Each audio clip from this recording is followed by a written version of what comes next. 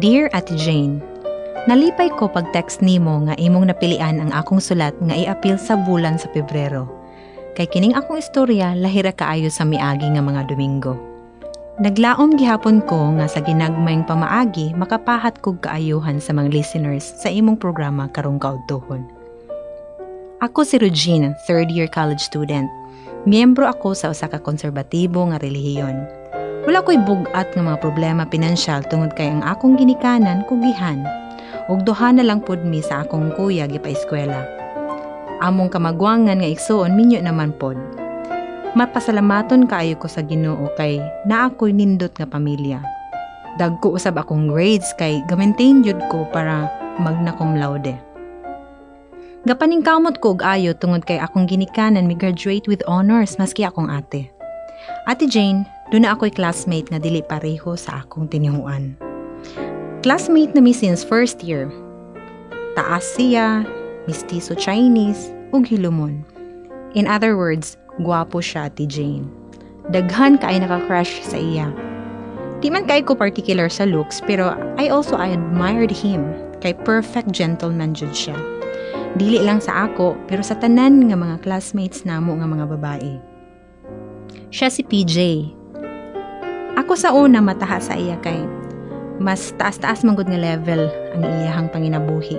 Kay iyang pamilya puro mga negosyante, iyang mga paryente. Tungod kay himansin siya, nawala ra pud tong pagkataha nako sa iya. Nay subject namo sa science nga gigroupings mi ug ang akong best friend iyang kauban. Ila kong gihanggat ato nga time sa pag-uban para sa maong research. O dali na, mga tunatag museum. Sige. Usagi oras na. Regine, uban baya ka ha. Lagi. Sige na. Isog gami. Dali lang. Oh, nagluot man mo diha sa likod. Wala ba mo sakay diha sa Francet? Sige, ako na lang. Wala man kayo masuko. Mikatawa si PJ, Ate Jane. And while he was driving, nag-relate siya nga naa siya'y girlfriend. Since kinder pa sila hantod high school, classmate na. Pero pagka-college, ni-schooling siya sa lain nga lugar. Mura kog na insecure kadali, kay closely binded na kaayo siya sa iyang girlfriend. Then he shifted the topic. Sige na dayon siya pang-interview sa ako ang personal background. Since classmate me, daghan mga school activities nga kuyog jud mi. Tungod kay active pud ko sa school, maski mga extracurriculars, witness jud na siya sa ako ang mga ginabuhat sa school. Iya po kong gina-appreciate sa tanan ako mga achievements. One time, migawas ko sa room kay nagpaabot ko sa among next class. Kabantay ko nga naapod siya nagsunod sa likod. Kinsay naghatag anang imong bracelet kadtong tsoyno nga inyong silingan? Hala, ka-curious ba ning tawhana oy? Grabe ka observant or natingala na gid siguro siya kay nay I love you akong bracelet. Patanaw daw be? Dili uy ako ra maning pinalit o di Pinalit ra jud to nako, Ate Jane.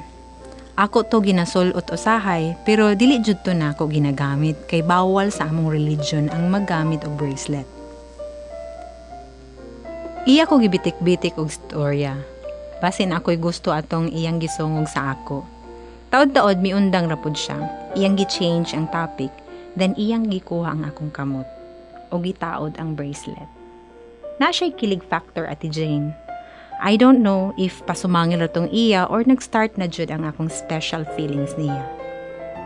Nayo sa kahigayon nga nagsugat pi sa hallway. Nangumusta siya sa ako.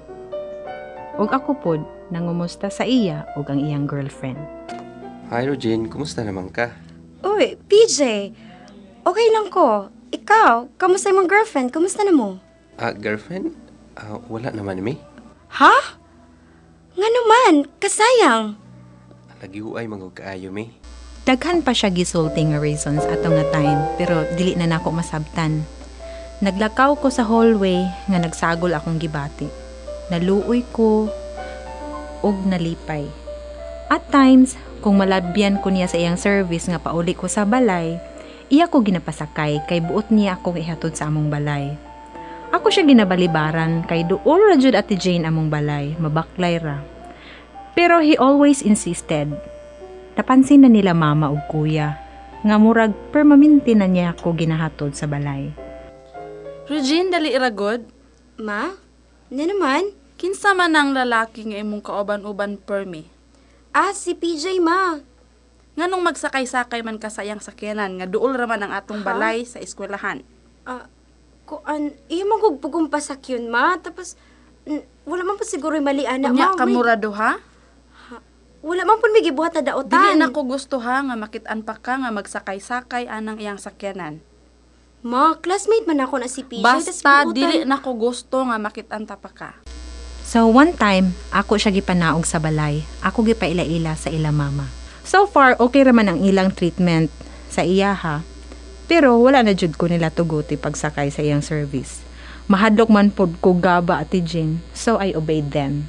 Hoy, bes. Oh, best. Ali ra good. Kaside na ka nga nagbulag si PJ o iyang girlfriend. Oo, taod-taod na. Kaside ba ka nga nung nagbulag sila? Uy, akong giing na lagyo man gud daw sila. O wala man siguro kaniya sultii sa tanan. Ha? Ngano di ay? Basta kay ako na siren sa iyang mga barkada nga ikaw kuno ang hinungdan sa ilang pagbulag. Unsa? Ka-unfair ba gud ana? Nga naman daw.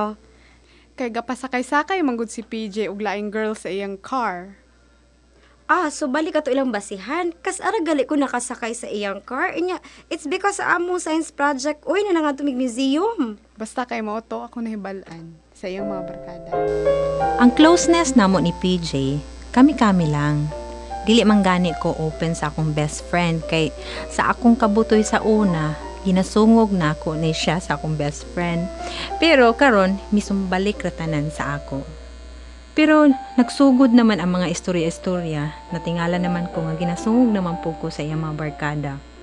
Ug tungod ato, medyo naanay gap sa amo duha Ate Jane. Magtinanaway na lang mi sa layo. Miabot ang summer ug miabot pod ang usa ka lalaki nga nagustuhan kaayo nila mama. Usa siya kabuutan nga lalaki. Pareho sa ako og religion. Ganahan man pud ko sa iya, pero mas love jud nako si PJ. Tungod kay obedient kaay ko sa kong mama, ako siyang gisugot. Pagbalik sa klase, nahibalaan na sa tanan nako nga mga classmates nga naa na ko'y boyfriend. Dili ko kasabot sa setup Ate Jane sa school kay magkit-an man gud nako permanente si PJ. Maski naa na ko'y boyfriend, masakitan ko kaayo kung naay mga girls nga malink sa iya. Akong gibati karon nga unfair. Unfair para sa akong boyfriend.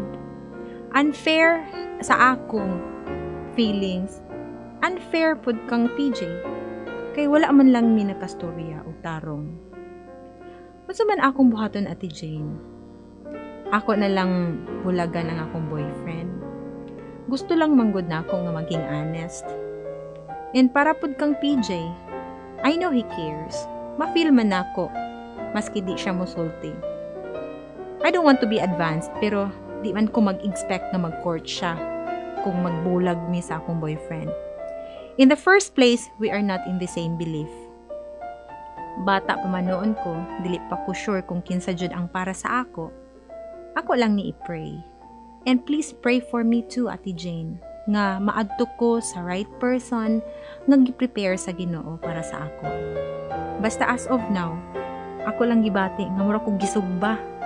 Dili ko kabalo asa na ako ibutang akong kaugalingon. Thank you so much, Ate Jane, for this opportunity to share, and may God continually bless your program. Kanimo Nagmahal, Regine. Kanimo Nagmahal.